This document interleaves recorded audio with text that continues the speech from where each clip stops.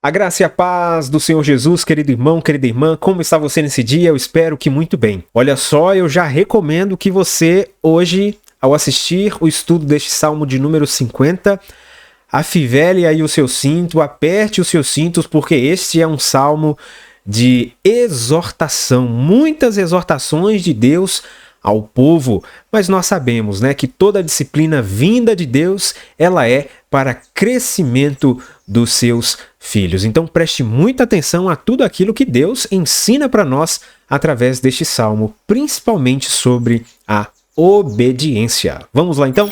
Devocional Kairos. Agora é tempo da Palavra de Deus. Muito bem, antes de começar, eu quero mais uma vez lembrar você do propósito aqui do canal. Você já sabe, lembre-se daquela pessoa que o Espírito Santo traz ao seu coração nesse dia. Quem é? Envie uma mensagem para essa pessoa, uma mensagem carinhosa, encaminhe esse devocional e diga: meu irmão, minha irmã, me lembrei de você no dia de hoje, estou orando pela sua vida. E ore mesmo pela vida dessa pessoa. E eu tenho certeza que isso fará total diferença no dia dessa pessoa que receber a sua mensagem, tá bom? E eu quero também convidar você e te incentivar a ajudar aqui o canal. Esse conteúdo tem abençoado a sua vida? Olha só, fazendo isso você me ajuda e ajuda muito, porque você faz com que o canal cresça, chegue a mais pessoas, que é o meu objetivo. O meu objetivo é que o Evangelho de Cristo, a mensagem de Deus, chegue ao maior número de pessoas através da internet. Então, me ajude nesse propósito. Como você pode fazer isso? Com uma atitude muito simples, clicando no botãozinho de gostei, o beleza aqui do YouTube, e também deixando o seu comentário. Quando você comenta, acontece duas coisas excelentes. Primeiro, você é beneficiado porque o YouTube entende que você valoriza esse tipo de conteúdo da Palavra de Deus. Você gosta da Palavra de Deus? Gosta de estudar a Palavra de Deus? Então o YouTube ele vai entregar mais conteúdos de estudo da Palavra de Deus para você.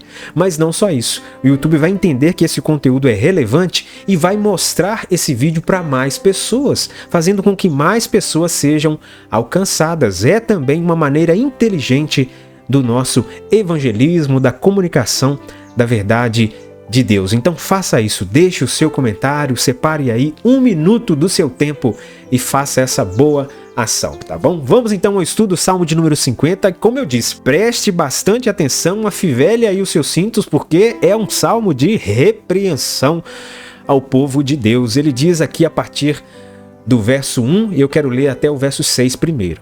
Fala o Senhor, o Deus Supremo, convoca toda a terra, do nascente ao poente, desde Sião, perfeita em beleza, Deus resplandece. Nosso Deus vem, certamente não ficará calado. À sua frente vai um fogo devorador, e ao seu redor uma violenta tempestade. Ele convoca os altos céus e a terra para o julgamento do seu povo. Ajuntem os que são fiéis, que mediante sacrifício fizeram aliança comigo. Então Deus está convocando todo o seu povo, uma assembleia solene, para que esse povo escute algumas verdades em relação ao seu modo de vida. E perceba que é uma convocação universal de Deus a todo o povo. O Deus Supremo convoca toda a terra, do nascente ao poente.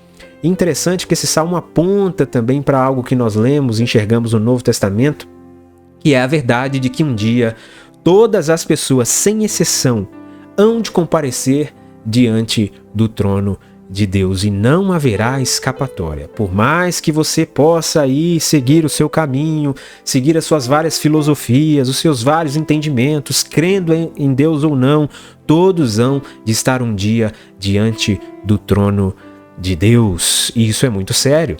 E aqui nesse primeiro ponto eu dei o seguinte título: O Senhor Juiz do seu povo. Deus mostra a sua presença em epifania. O que é uma epifania? Isso é muito comum no Antigo Testamento. É um mover sobrenatural de Deus. Lembra do Monte Sinai? Onde Moisés subiu ao Monte Sinai, lá no alto o povo olhava amedrontado, e no alto daquele monte tinha lá os raios, uma ventania, todo um barulho, ou seja, era a presença de Deus sendo manifesta na natureza. Isso é uma epifania, uma manifestação gloriosa de Deus na natureza. Isso é uma epifania, e aqui também o autor relata uma epifania aqui no verso 3, quando ele diz: nosso Deus vem, certamente não ficará calado, à sua frente vai um fogo devorador e ao seu redor uma violenta tempestade. Agora, continuando a segunda parte, do verso 7 até o verso 15, nós vamos perceber aqui uma advertência e convocação a Israel, que é o povo de Deus. Deus chama o povo de Israel para mais perto e agora está na hora da repreensão. Ouça só como é sério tudo o que Deus diz aqui ao povo de Israel e serve também para mim e para você nos dias de hoje. Ouça, meu povo, pois eu falarei, vou testemunhar contra você, Israel, eu que sou Deus, o seu Deus. Não o acuso pelos seus sacrifícios, nem pelos holocaustos que você sempre me oferece. Não tenho necessidade de nenhum novilho dos seus estábulos, nem dos bodes dos seus currais, pois todos os animais da floresta são meus, como são as cabeças de gado aos milhares nas colinas.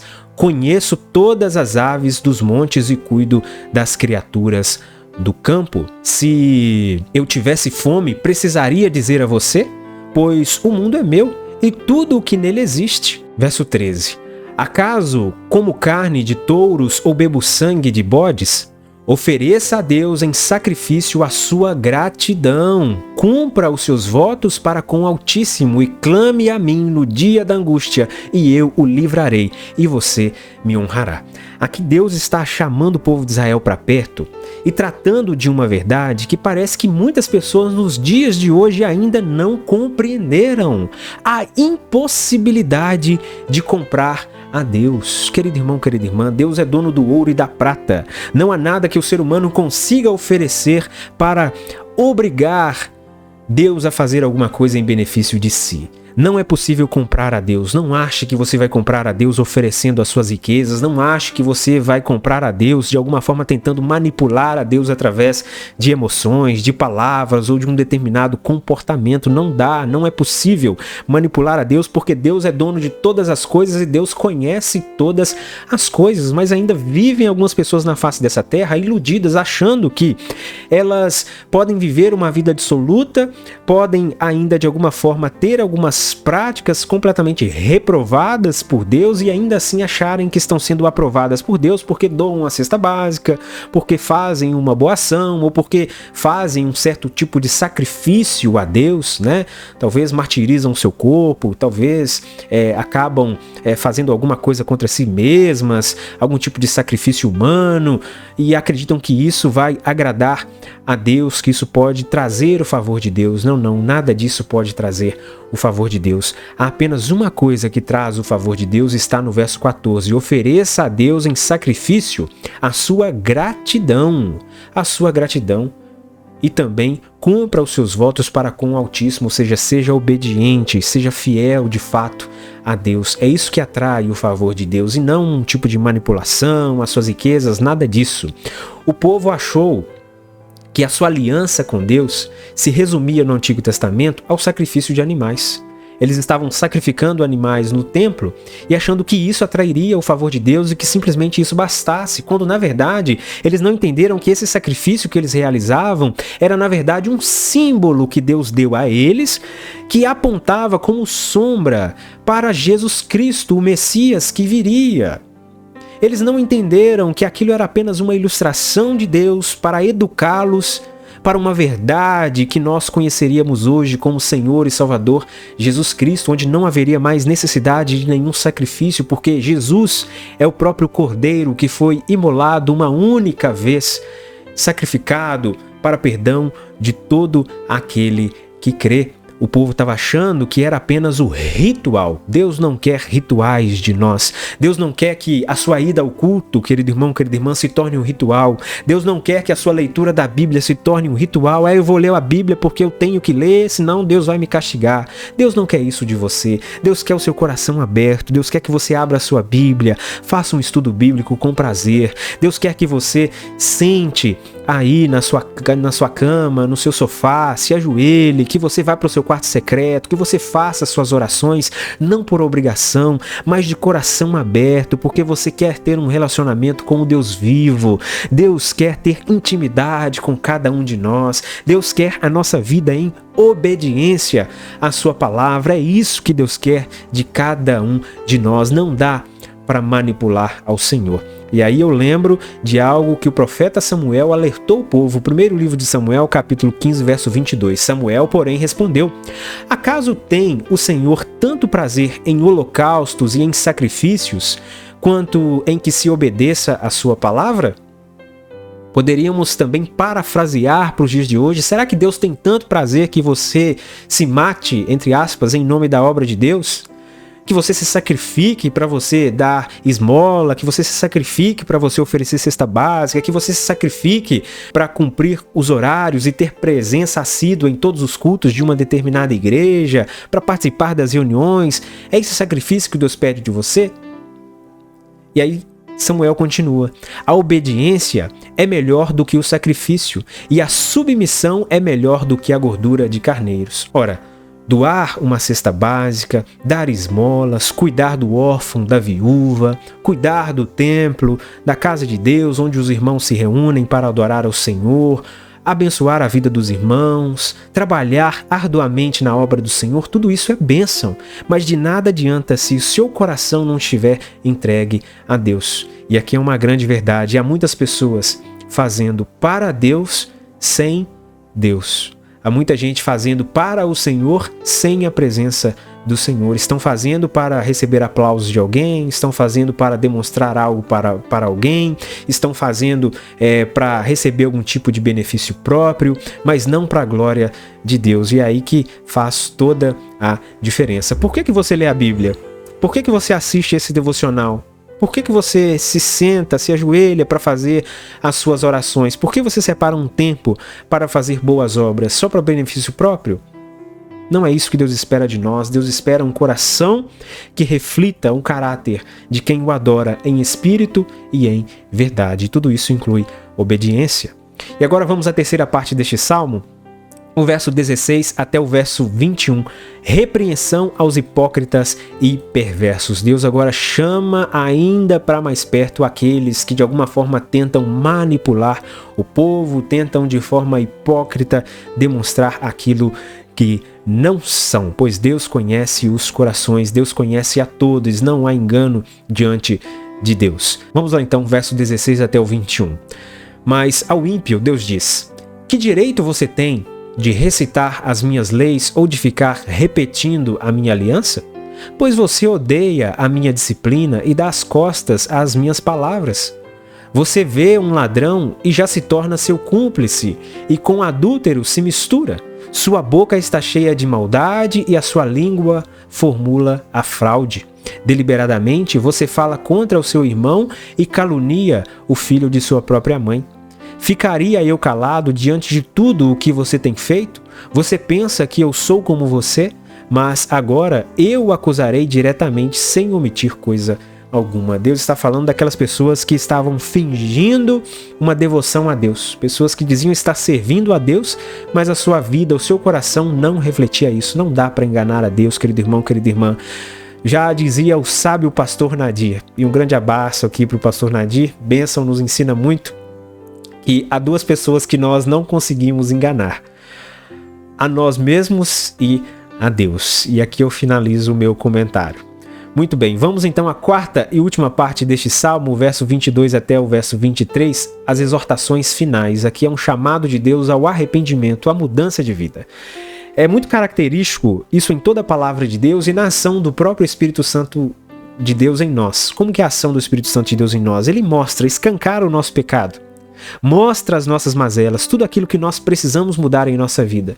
Mas não só isso. O Espírito Santo, ele traz o afago, ele dá a oportunidade de arrependimento. Ele nos mostra que há uma porta aberta para a nossa salvação, para a nossa remissão, que é o caminho do perdão. Se nós confessarmos o nosso pecado, nós seremos perdoados por Cristo Jesus. Diz o verso 22, considerem isto, vocês que se esquecem de Deus, caso contrário, os despedaçarei sem que ninguém os livre.